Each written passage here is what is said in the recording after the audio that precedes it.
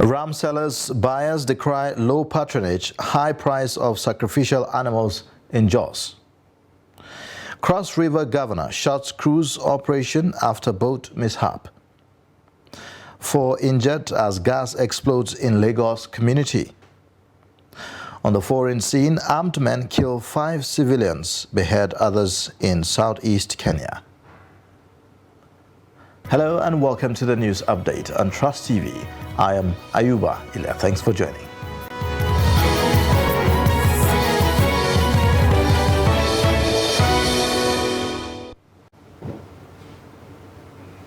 And now the details. A few days to Eid al-Kabir celebration, ram sellers in Jos Animal Market, the Plateau State capital, are decrying low patronage as buyers say that prices of the sacrificial animals are high. Ram sellers at the Yenshanu market say that the business this year is not booming as buyers are not forthcoming to buy the rams for the Salah festivities. Ado Musa reports. Although ram markets across the country had witnessed low patronage previously, traders say the low patronage being experienced this year at the animal market is the worst they have seen. The traders also attribute the development largely to the fuel subsidy removal and the security challenges bedeviling the country. Muhammad Rabiu, an animal dealer at the Enshanu market, explains the factors responsible for this development. The transport is so expensive, so that increased the price of the animal. After that, the feed we used to buy is also increased. That's why the price is going up and there is no market. According to the expectation, the ram we used to sell last year, 35,000 for example, this year 2023 is up to 50 to 55,000. Some buyers at the market complain about hike in price of the rams this year. Alternative, either to go to the village and get or check around again if I will get an affordable one. We are at the market to buy the ram for the Salah festivity, but the price is high. The rams are untouchable because of their prices. I don't know how to go about it. Ram dealers at the market said the low patronage being experienced in the market could improve if government pays June salary before Monday. Ado Musa, Trust TV News, Jos. Ahead of Arafat Day on Tuesday, Nigerian pilgrims have converged on Mina, the 10th city, for 5-day Hajj rituals. Mina is 7 kilometers away from the Grand Mosque in Makkah, which serves as the epicenter of the Hajj exercise. Sharif Al-Hassan reports from Mina, the 10th city.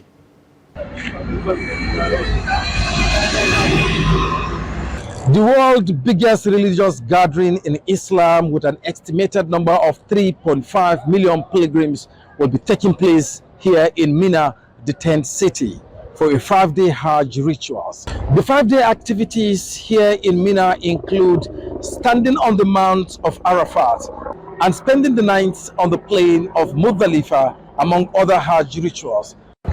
We will be talking to some Islamic clerics for them to shed light on the pilgrim stay here in Mina. All pilgrims are going to convert from Mecca to Mina, where they are going to prepare for themselves before the Arafat Day. The significance of this day is to put all pilgrims who intended to do his pilgrimage to come and stay at Mina, preparing himself, mentioning Allah subhanahu wa ta'ala, making a lot of zikr. لبيك اللهم لبيك لبيك لا شريك لك لبيك إن الحمد والنعمة لك والملك, telling his Lord that I have answered your call, I have answered your call, I have arrived, there is no one to be worshipped except you. So now whatever they were doing here is they were preparing themselves before the Arafat, because the Arafat is coming on 9th of Zulhijjah. This is the significance of why all Muslims pilgrims should convert to Mina on this day. They are going to stay here for 5 days. Today is the 8th day.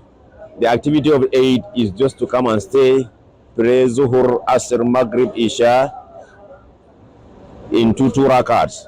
The Zuhur is going to be prepared in 2 rakahs. The Asr also is going to be prepared in 2 rakahs. The Maghrib is as usual. The Isha is going to be prepared in 2 rakahs. After Subhi, then they convert all of them to Arafah. That is on the 9th of Zulhijjah. On 9th of Zulhijjah is the day all pilgrims are going to gather at the Mount of Arafat, where they are going to observe only Zuhur and Asr prayers, and they are going to be combined together at the same time when it is time for Zuhur. That means that they are going to draw Asr from where it is to bring it down to Zuhur and pray Zuhur together with the Asr. After that, then they will start standing, praying until the sun sets. If any one of the Muslims who appear not to be at that day, at that place in the daytime, and he has no reason why he was absent, he has to give a ram. And he must stay there until sunset. Anyone who leaves Arafat before the sunset, he has no Hajj on that year. He has to repeat it back again.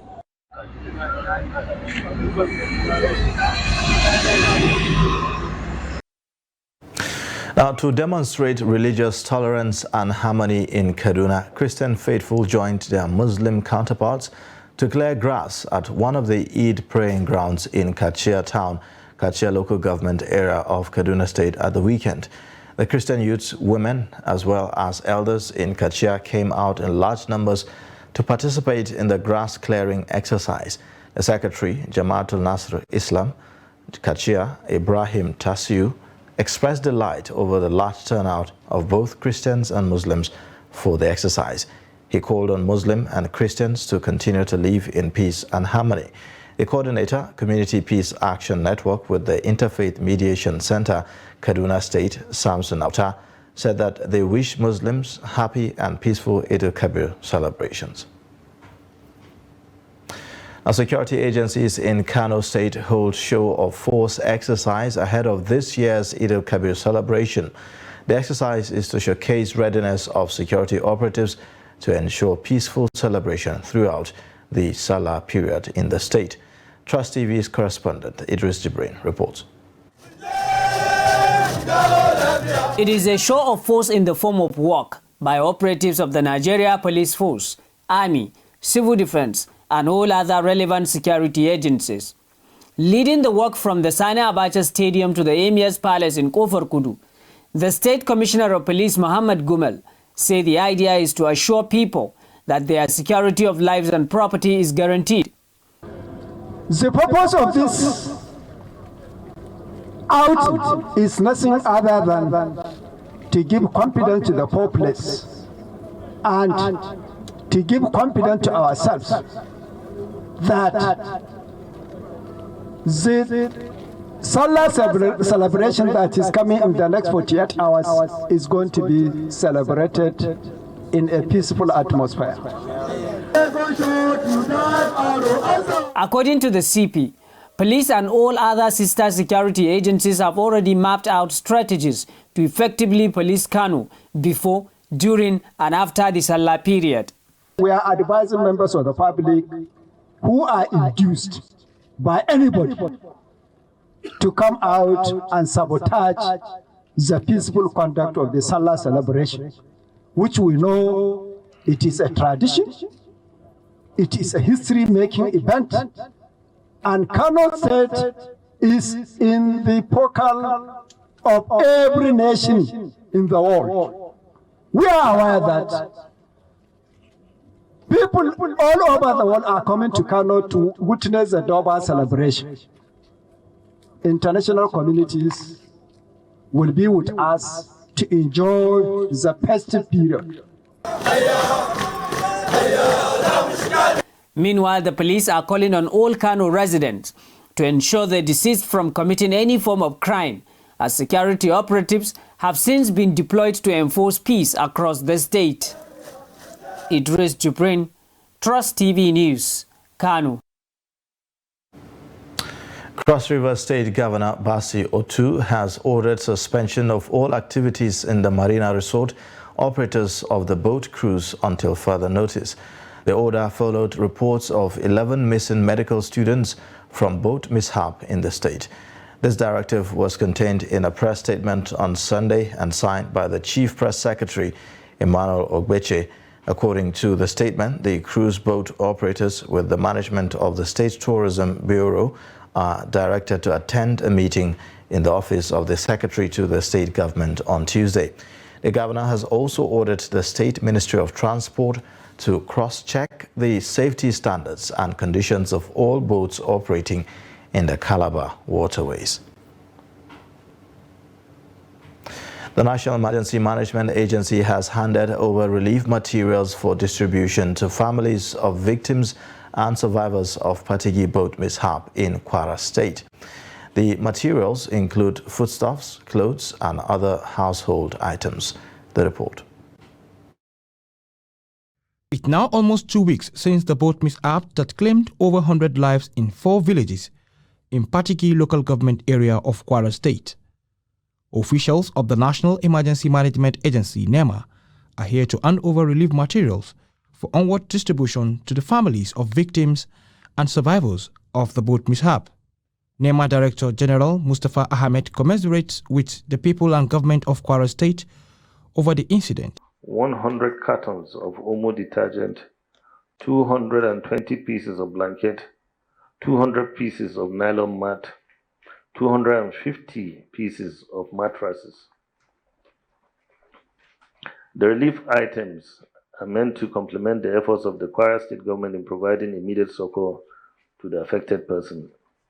Director General, National Emergency Management Agency, the Kwara State Deputy Governor, Kayode Alabi, expressed gratitude to the federal government for the material, saying it will go a long way in providing succor to the people. The Deputy Governor is however not impressed with the lackluster attitude of people of Patigi towards the use of life jackets provided for them by the state government years ago. We're not bothered about safety in this country, and we need to do something about that. Maybe we need to educate our people more. Because last year, I remember about more than 1,000 jackets. If they want a jacket, this could have happened, but it has happened. There's nothing good about it. Deputy Governor, Kwara State, said the use of life jackets during water travel is also emphasized by the NEMA boss to avert future occurrences. I believe they should have a kind of regulatory authorities by that riverbank, whereby they ensure that the right quantity or the right number of passengers are being carried on each ferry or items. There's a right amount of kilogram of what is being carried. But any passenger ferry, they should always ensure that there's number of life vests to cover the number of people on that ferry. 144 people were rescued alive from the boat mishap, which occurred on Monday, June 12, while over 100 passengers were confirmed dead. 4 people have been injured in a gas explosion in Lagos in the early hours of Monday. The incident happened at Ijaye beside the Apostolic Church, Agege, where it was discovered that a shop stored with gas cylinders caught fire. According to the State Emergency Management Agency, preliminary report says that one of the gas cylinders got exploded as a result of gas leakage and in the process caught fire. The incident affected the shop, whilst other shops and adjoining buildings were saved. While no loss of life is recorded, 4 adults, 3 female and 1 male, sustained various degrees of injuries, second-degree burns, as a result of the incident, and they are being attended to by the agency's pre-hospital care alongside Lasam Boss. Now, Lasema Director General Olufemi Oke-Osanyitolu said that the victims have been moved to Lagos University Teaching Hospital, LASU. You're watching the news update on Trust TV. Coming up shortly, we'll take a look at the story of an inseparable pair. Details and more after the break.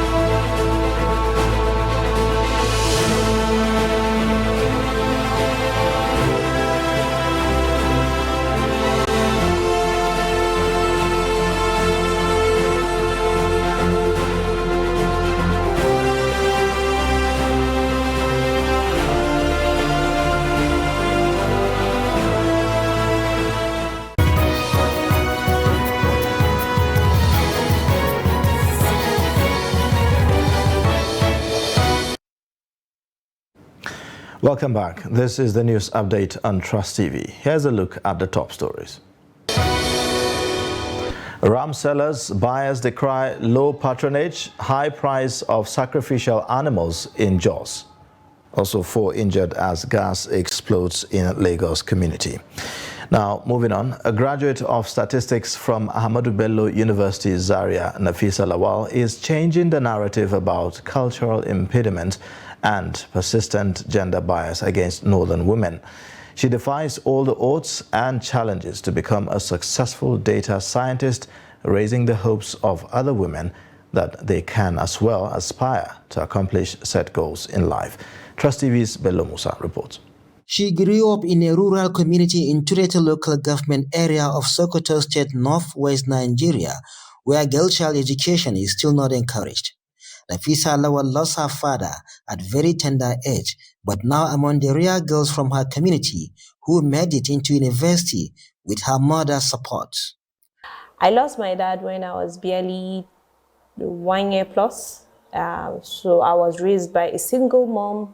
My dad died when she was 20 or 21 years old, so I have been living with my mom for quite some time now, all my life.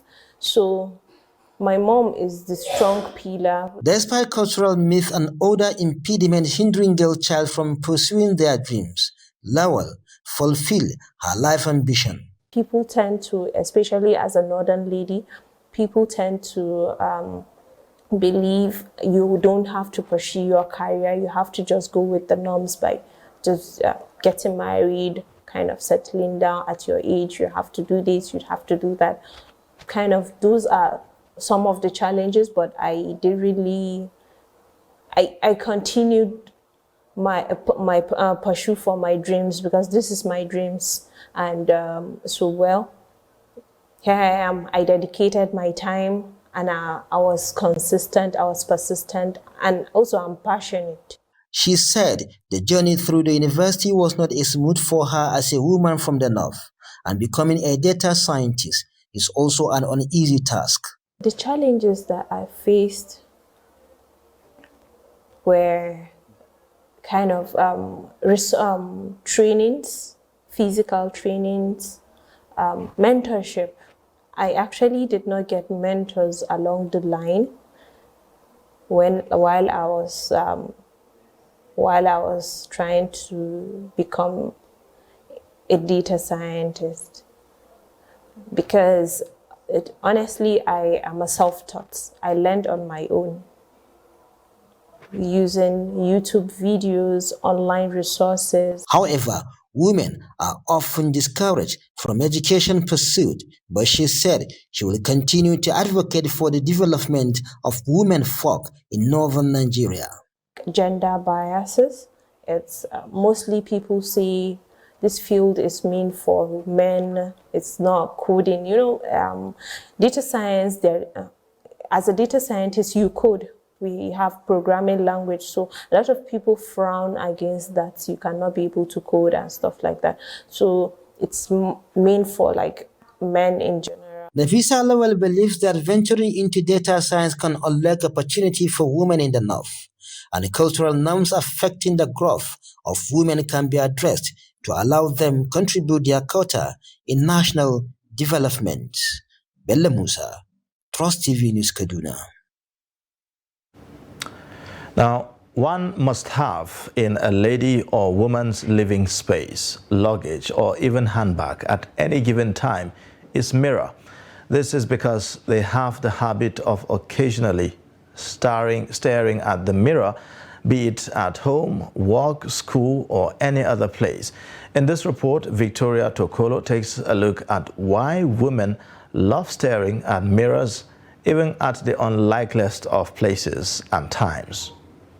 According to a survey conducted by a specialist of a cosmetics brand, on average, women spend 3,276 hours or 136 days on makeup, hair, and clothing choices. In all of the above time, they are staring at the mirror, admiring how suitable or not they appear. Outside their closets, the most popular places they look at themselves include the glass of the car, the phone screen, shop windows, etc.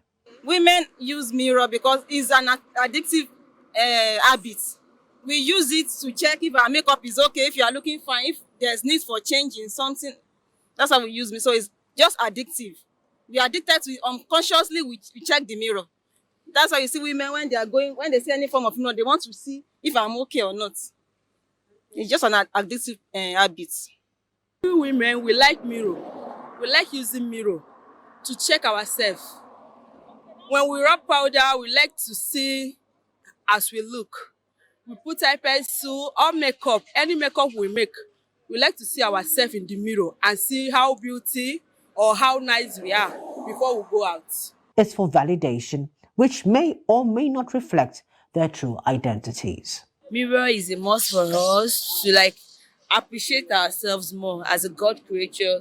Then to always look at if probably your dressing is not correct while walking on the road. At times we use our phone on the road to actually check the way we dressed from inside. Then when we get outside as well, we check ourselves again. And if we are good to go, that's all.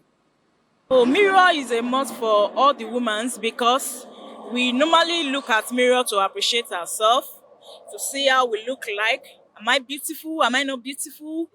If I go out this way, will people appreciate or not? So I think that is the purpose of using the mirror. You know, in creation, women are point of attraction.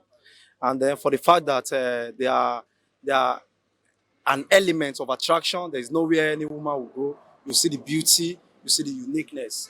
So for them, it is just to ensure that they are rightly representing that point of attraction that they are.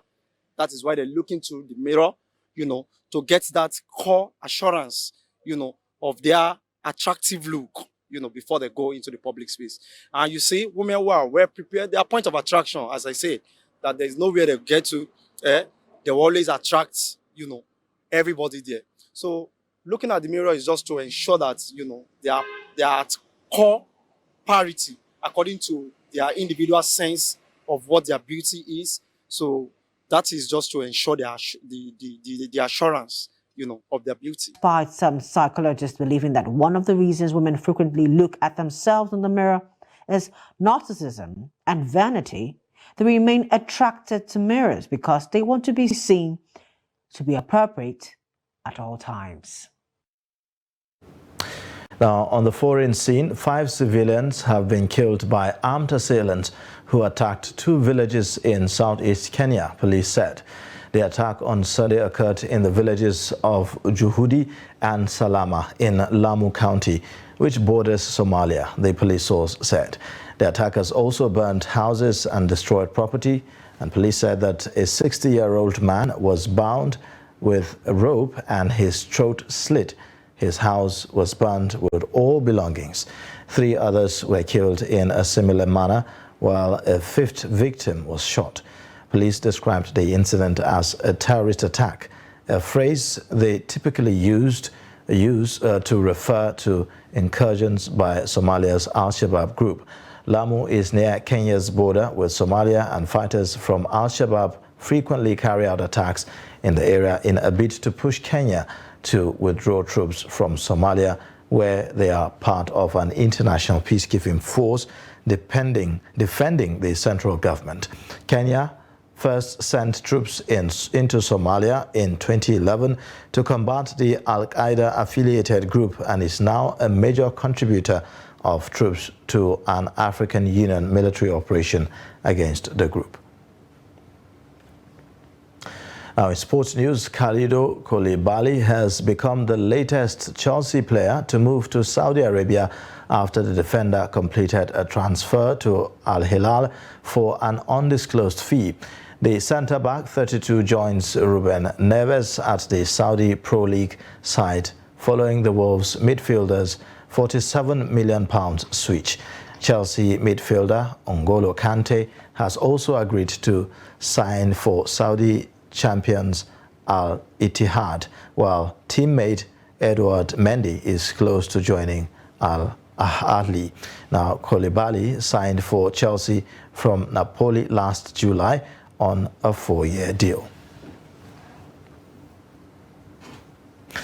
And that's it for the news update. You can watch more via all our social media platforms and also on our YouTube live stream. I am Ayuba Ilya. Thanks for watching. Bye for now.